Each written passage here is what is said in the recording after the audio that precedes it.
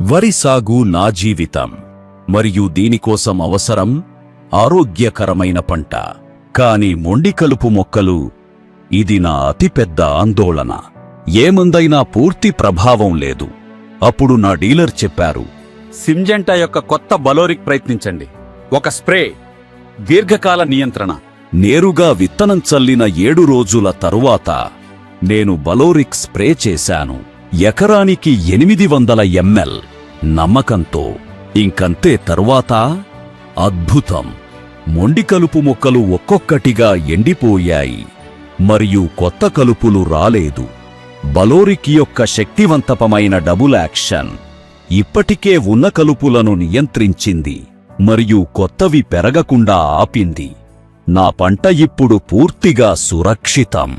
Syngenta యొక్క బలోరిక్, ఇది నా వరి గుండె స్పందన.